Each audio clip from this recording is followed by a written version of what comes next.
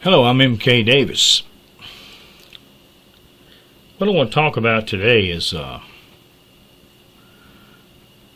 recently it's come to my attention, that there's been some commentary on the Lovelock cave handprint that myself and Don Monroe discovered back in 2013, in July of 2013.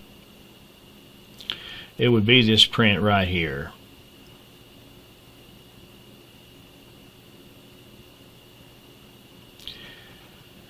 It a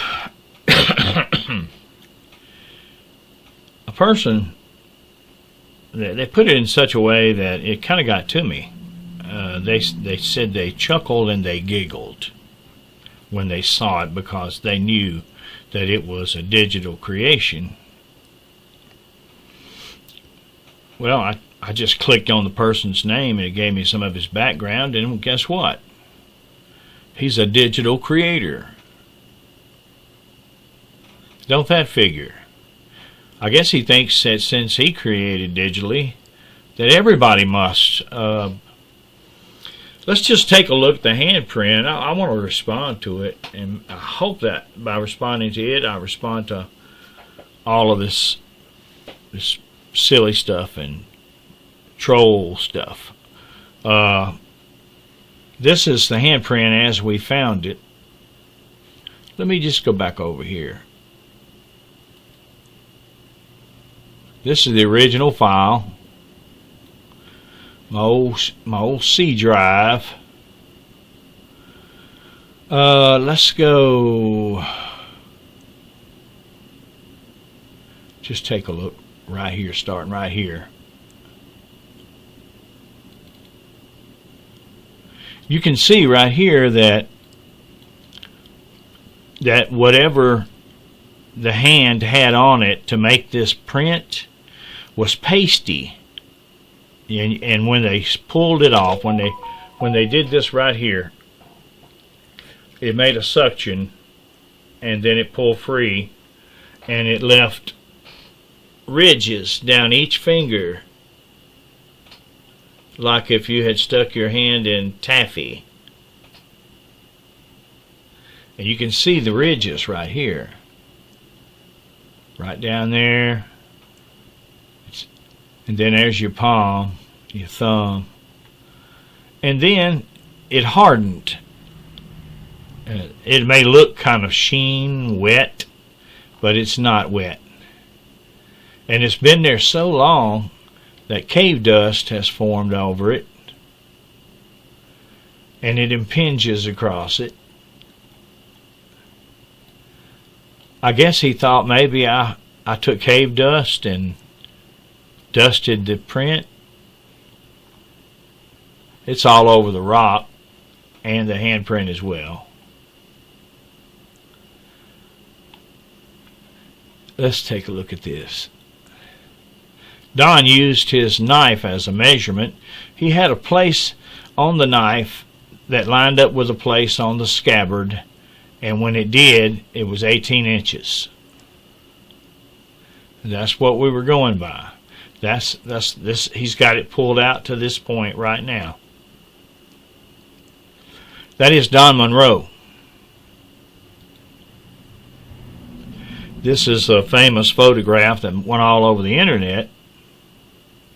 But you know what? People who are supposedly giant researchers have no interest in it. I guess they think I dusted it with dust. I don't know. Maybe it just doesn't fit their ideas. This stuff right here is like fat that's been just over time has turned hard, but if you heated it again, it would quickly melt.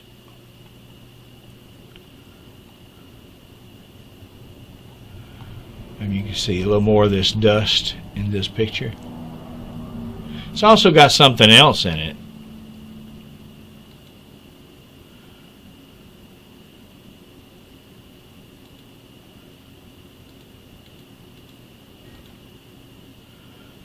take a look right here. I did a close-up right here.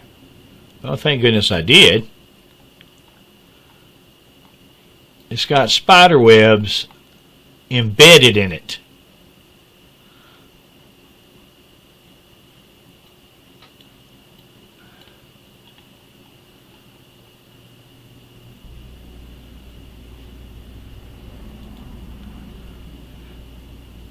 A little closer, you can see the spider webs. You see one coming down this way.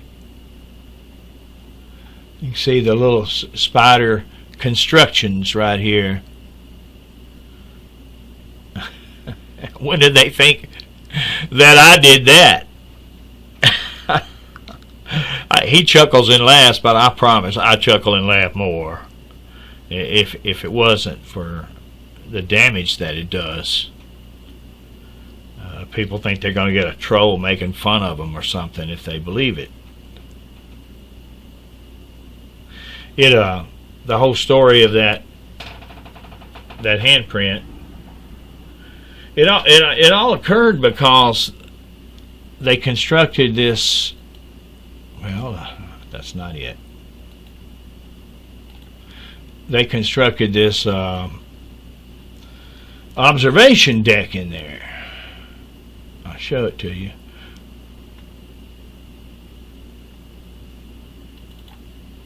There's Don sitting on the observation deck. And when they did that, they pulled this material from the floor, from the walls to the center, to level the floor. And when they did, they exposed more of the wall and uncovered that handprint. They didn't notice it. They didn't see, as people often don't. Maybe they just said, oh, leave it alone. That's just somebody's digital creation. Oh my gosh. Let's see here.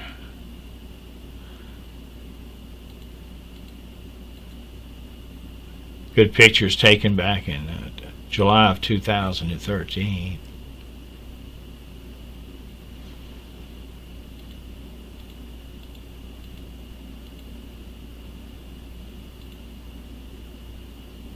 Lovelock, inside of Lovelock Cave, you can see where all the fires would say, well, maybe that was a fire, leftovers from cooking.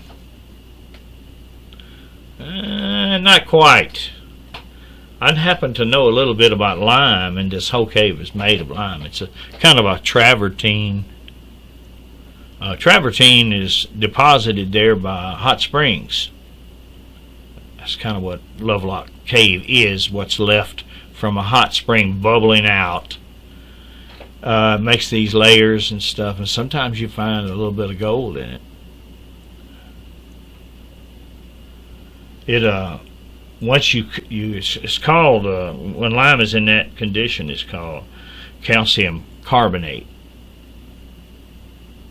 And if you bring it up to 1600 degrees for a little length of time, it'll drive all the carbon dioxide out of it, and it'll become calcium oxide, which is quicklime.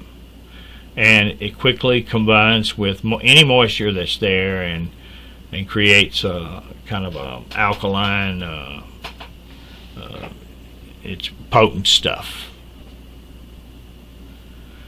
Now, let me just go through some of this. Well, let me go back.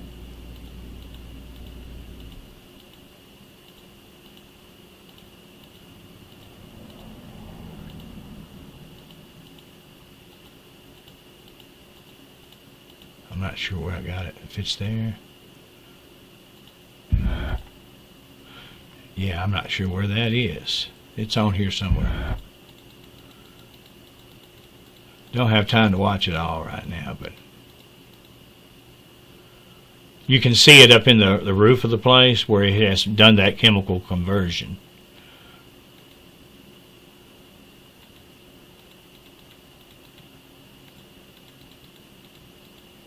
There's your travertine. See the layers That's where the hot springs bubbled up, deposited this stuff.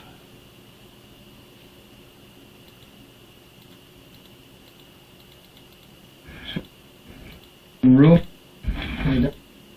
That might be it. Might be in a video. Rooms 11 and 12. Yeah, that's it. That's it. Room 11. You can see where the chemical conversion took place up here. In other words, it's been at least 1600 degrees maintained for a little while to convert that lime into calcium oxide. Then the calcium oxide later on, if there's any kind of moisture gets to it, it becomes like a really chemically active. It'll actually eat up your flesh. But that's neither here nor there.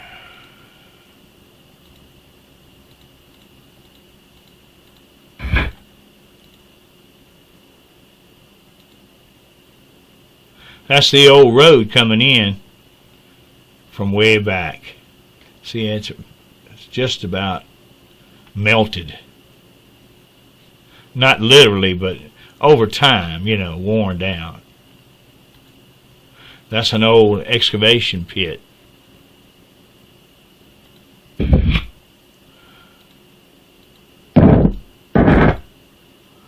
More of that travertine stuff.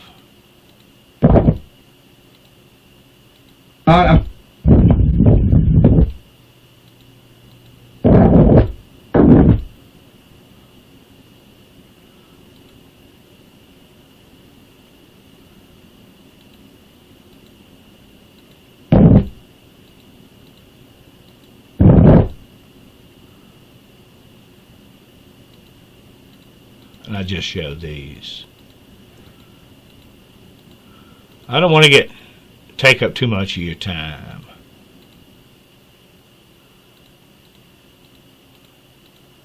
Pretty wild place there. I have a lot more on it. I'll put together something more exhaustive on it. But Don Monroe has been going to these areas for many, many years, and he went to he goes by the Humboldt Museum there in Winnemucca, Nevada. They have a lot of stuff from Lovelock Cave, or they used to anyway. And he became friendly with the woman who curated the museum, Miss Pansy Lee, and that lady just loved Don to death. And when Don came, she would just open up the cabinet doors, and Don could open up and take stuff out, look at it, handle it. He would tell her what he thought of it, what he thought it was. A lot of times they were unclear about that. So Miss Pansy Lee took Don down to the basement. That's where they had these Paiute skulls in a cabinet. But they had one skull that was not Paiute. Let's see here.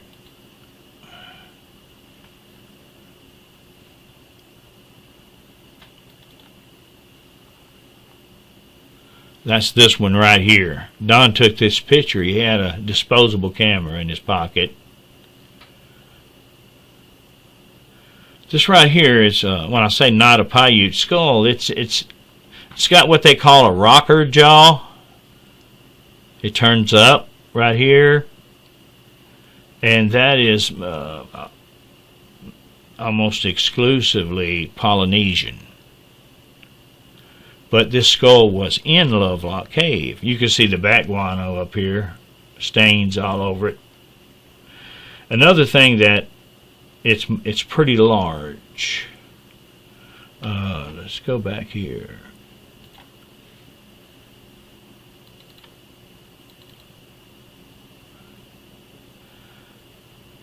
That's Paiute skull right there. Just look at the size of the eyes. I know one's tilted one way, another way, but that's just the way they were when Don found them. You can't adjust them. They were mounted on these poles. See, there was dust all over them. Don dusted them off.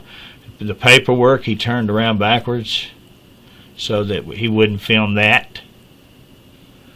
Trying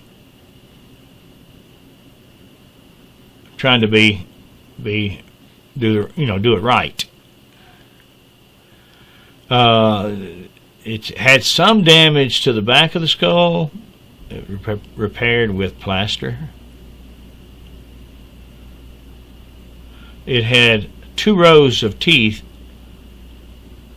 on the top, and then overcrowded teeth on the bottom, which is commonly found in what people claim to be giant skulls, is dentition problems. And apparently that's true.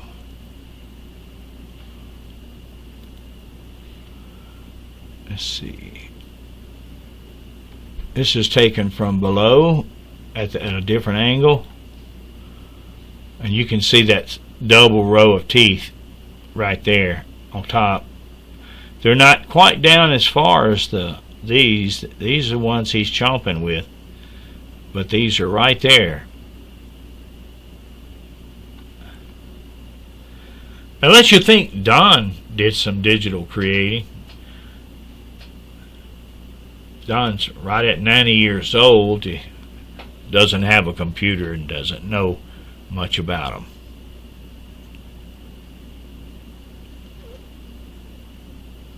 But he had a disposable camera.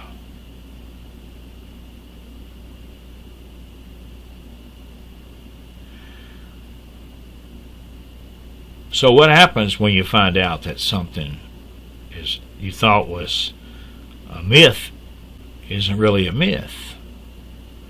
To say you chuckle and you laugh, that's like mocking and jeering. This is kind of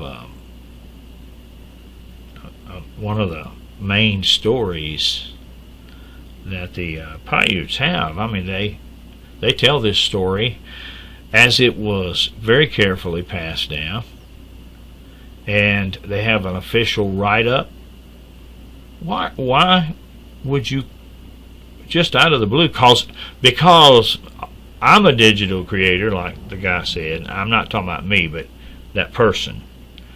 He thinks that everyone is, that everyone's making things, drawing extra fingers. You know, you find a 6-finger hand outline on a cave wall. Oh, and somebody must have added that 6 finger. Like people can't have 6 fingers. And if you've been around a while, you know that's not true. People do have 6 fingers. I know people who had 6 fingers, had the 6th finger surgically removed.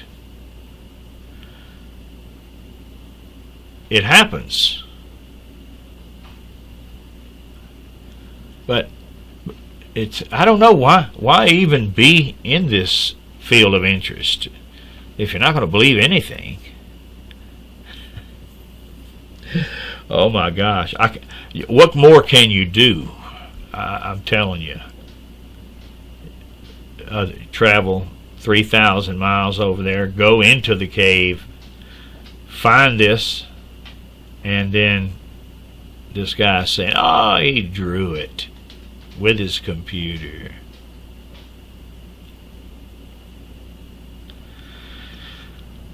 Well, I want to encourage you, and I reply like a madman.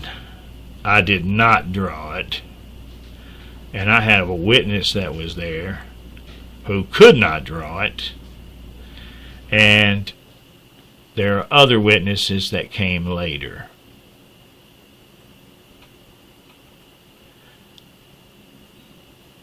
Are there giants?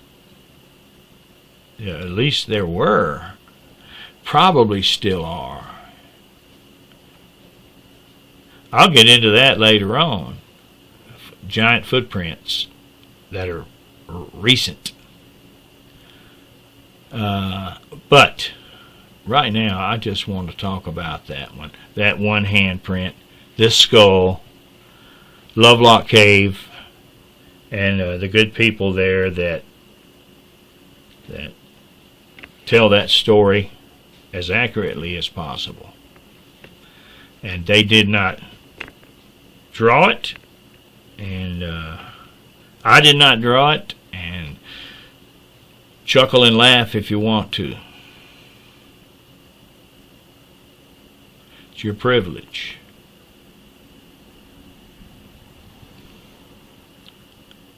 Think about it. And I thank you for your time.